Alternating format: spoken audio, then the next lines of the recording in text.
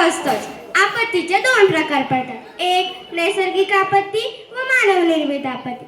निसर्गतः येणाऱ्या संकटांना नैसर्गिक आपत्ती असे म्हणतात व मानवी कृतींमुळे घडणाऱ्या घटनेला मानवनिर्मित आपत्ती असे म्हणतात. मग याच्यात कशाचा समावेश असतो? तर दुष्काळ, पूर, महापूर, चक्रीवादळ, वणवा अशा निसर्गतः येणाऱ्या संकटांना नैसर्गिक संकट असे म्हणतात. चला तर आपण यांची माहिती एका नाटिकेतून बघूया. ही नाटिका सादर करत आहेत आमच्या शाळेतील इयत्ता 6वी व 7वीचे मुलं मुली. प्रथमतः आपण त्यांचे नावाची माहिती करून घेऊया. नमस्कार, माझे नाव वेदिका नवनाथ जाधव.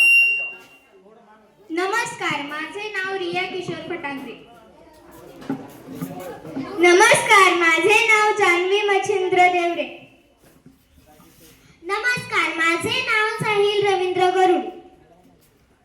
नमस्कार, माझे नाव मयुरी बागेश नवले. नमस्कार, माझे नाव काजल ईश्वर पवार. नमस्कार, माझे नाव तेजल सोमनाथ सोनवणे.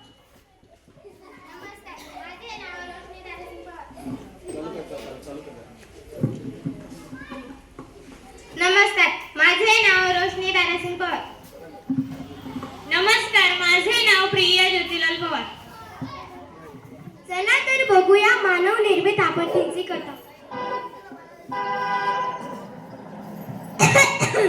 काय ग जान्हवी, तू का खोकत आहेस? अगं बघ ना, धूळ खूप वाढली आहे. हो, ते तर आहेच, पण या प्रदूषणाला कारणीभूत आहे माणूसच. मग सकाळी सकाळी चालत जा, म्हणजे शुद्ध हवा मिळेल. तीच तर उरली नाही ना.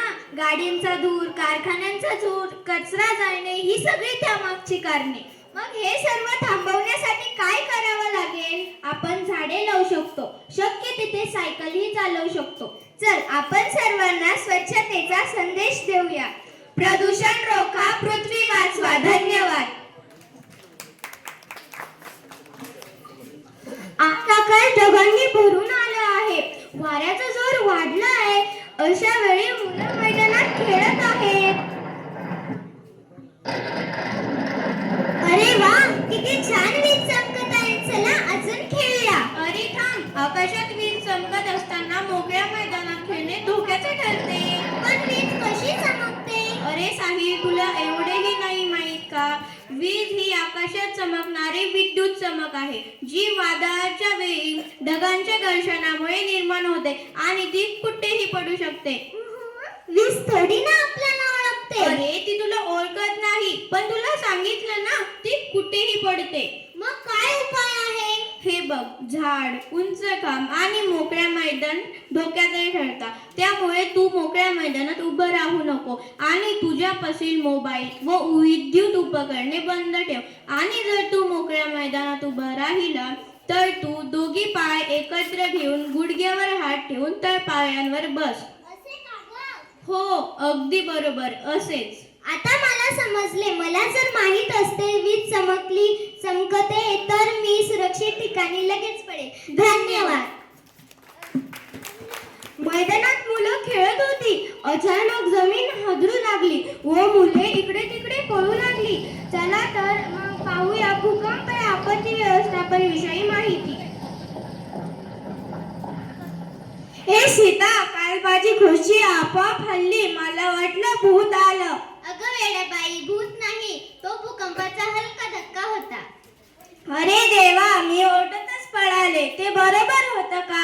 नाही, भूकंप आला की ओरडायचं नाही, शांत राहायचं. मग काय करायचं? सेल्फी काढायची का? नाही ग, भूकंप आला की सर्वात आधी घराबाहेर पडण्याचा प्रयत्न करायचा. जर ते शक्य झालं नाही तर टेबलाखाली डोक्यावर हात ठेवून बसायचं. उंच लोखंडाच्या काचीच्या वस्तूपासून दूर राहायचं. आणि बाहेर पळायचं का? होय, आताच सांगितलं ना तुला. म्हणजे भूकंपात धाडस नव्हे तर शहाणपणा उपयोगी आहे का? अगदी बरोबर. आपल्याला आपत्ती व्यवस्थापन शिकायला हवं. मित्रांनो, भूकंप आला की घाबरू नका. योग्य माहिती ठेवा आणि सुरक्षित राहा. धन्यवाद. आग ही आपली गरज आहे, पण निष्काळजीपणामुळे ती आग एक मोठा धक्का ठरू शकतो. चला तर आग या आपत्ती व्यवस्थापन विषयी एक छोटासा संवाद ऐकूया. आग लागली, आग लागली, आग लागली. अरे राधिका, किचन मध्ये आग लागल्यासारखं दिसतंय. घाबरू नको सायली, आधी शांत राहा आणि गॅस बंद